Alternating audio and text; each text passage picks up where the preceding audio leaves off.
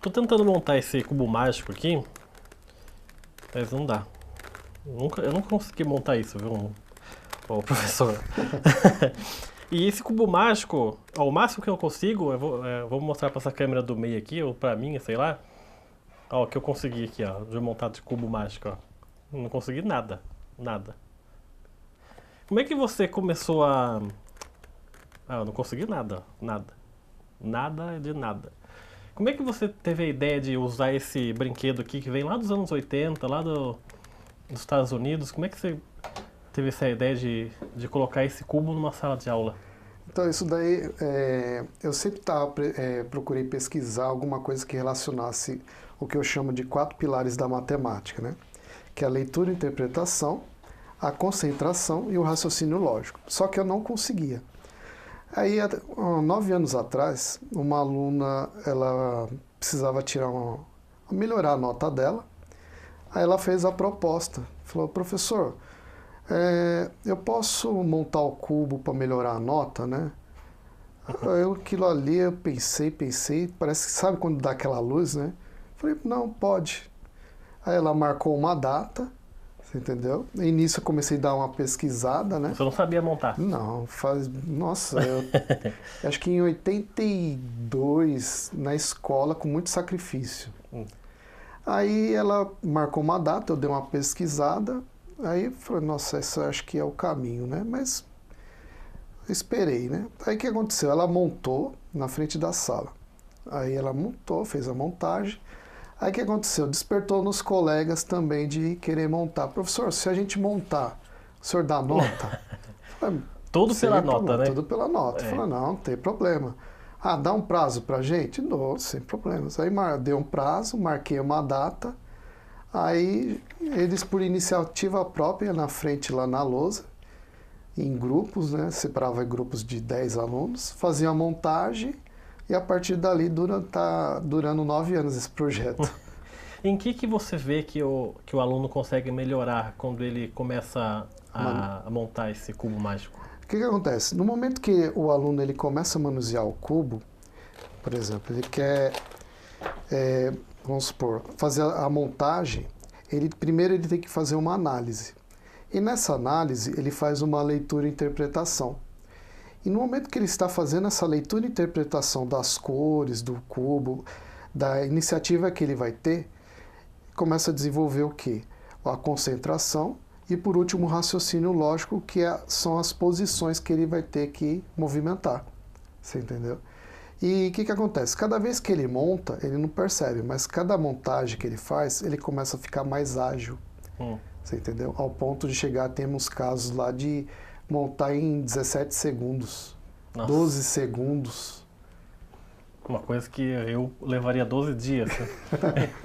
Mas agora você vai falar pra gente um segredo para montar esse cubo aqui. Como é que eu que não sei montar nada, por onde que começa para poder montar esse cubo? Aqui assim, ele tem uns algoritmos, né? O que são algoritmos? Tudo envolve matemática, Tudo né? envolve matemática. Algoritmo é utilizado muito em linguagem de programação de computadores. Por exemplo, quando a gente vai fazer um bolo, existe toda uma sequência para no final sair aquele bolo bonito, né? Bom, né? Como os cozinheiros falam, né? E aqui não é diferente. Por exemplo, o primeiro passo, o que seria? É montar a cruz branca, que seria a referência no caso. Montou a cruz branca, aí você parte para as pontas. Aí depois vem a segunda camada. Então existe toda uma etapa. Porém, o que acontece? Quando você faz esse embaralhamento, uma montagem nunca é igual à outra. Você entendeu? Aí não fica aquela decoreba. Então ele tem que ter uma iniciativa, ver aonde que ele tem que pôr a posição de cada canto, você entendeu?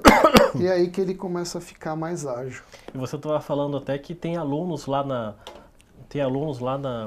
escola que ao fazerem essa cruz, né, que é a base do cubo mágico, eles fazem já virado para baixo. Virado para baixo. Aqui eu estou olhando, por exemplo, tem o branco aqui, eu fosse formar a cruz. Eles não, eles já trabalham isso de para baixo. E sem olhar, só no processo da montagem, sem ficar olhando muito. Você entendeu? E tem aluno que, quando tem isso, o cubo mágico, que ele chega meio sem saber o que fazer, que a nota dele salta muito não só em matemática, porque eu imagino que isso ajuda também em português, em física, em, sei lá, outras matérias, né? Uhum. Então, o que acontece? Eu trabalho o cubo por etapas. Por exemplo, principalmente os alunos que chegam do primeiro ano, a primeira série do ensino médio, eles não têm muita noção, então eu já não dou nota imediato. Eu vou trabalhando eles aos poucos, né? Inclusive, no início eu não estipulo nada de tempo, né? Somente a montagem mesmo. Porque geralmente eles são um pouco mais lentos. No comecinho, né? No comecinho. Depois, aí, não. o que acontece? No segundo bimestre, eles já começam a se tornar mais ágeis. Aí eu estipulo o tempo. Aí, a partir daquele tempo que ele tem aquela menção, né? Quer dizer, você fica... Esse cubo mágico, ele leva o ano todo. Você fica com ele o ano todo. O ano inteiro. O ano inteiro. É o ano inteiro. Inclusive, os alunos participam de campeonatos. Eu tenho lá a equipe de 10 alunos. Eles participam do intercolegial que acontece em São Paulo. Eles começaram também aí para disputar campeonatos de cubo mágico. Isso. E é verdade que esse projeto seu do cubo mágico foi reconhecido no Ministério da Educação? Então, agora em novembro, eu não lembro a data mais ou menos, aí foi publicado no site do Ministério da Educação e saiu também no programa A Voz do Brasil, a Voz do Brasil, né? Que é aquele intervalo que tem nas rádios das 7 às 8 da noite. Aí ficou a reportagem durante uma semana.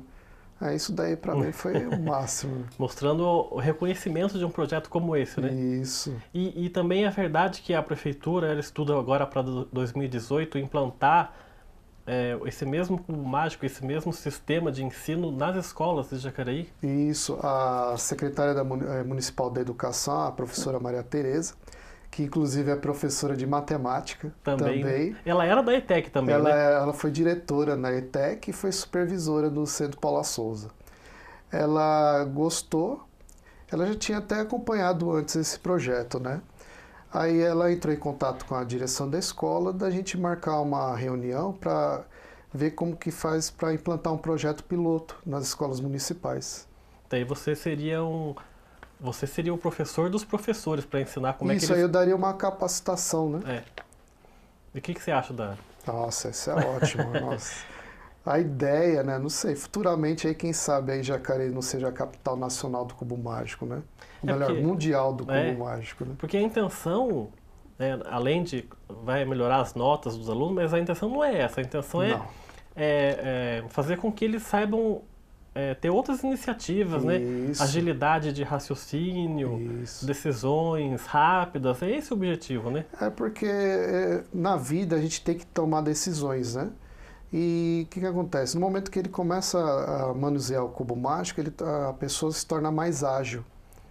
Aí, futuramente, aí precisa tomar uma decisão, rapidinho. Agora, o vestibular, você que dá aula para o ensino médio, né? Isso tem vestibular, tem poucos segundos para resolver uma questão ali, né? Isso, inclusive, tem relatos de alunos que acontece? Como eles trabalham em cima do tempo do cubo, na hora deles resolverem os exercícios, principalmente o Enem, eles têm mais agilidade, né? Eu tive lá na escola onde o Fábio dá aula, e a gente vai mostrar para vocês a reportagem que eu fiz lá sobre essa aula do cubo mágico. Vamos lá. O cubo mágico é um brinquedo que foi lançado nos anos 80 e desde então juntou muitos fãs que se espalham até hoje pelo mundo. E em Jacareí não é diferente. O professor Fábio conseguiu colocar o cubo mágico como um instrumento fundamental em suas aulas. Por meio dele, muitos alunos aprenderam fórmulas matemáticas, resolveram problemas que antes consideravam complicados e melhoraram a compreensão dos textos. Eles se tornam pessoas mais ágeis, um processo de tomada de decisão.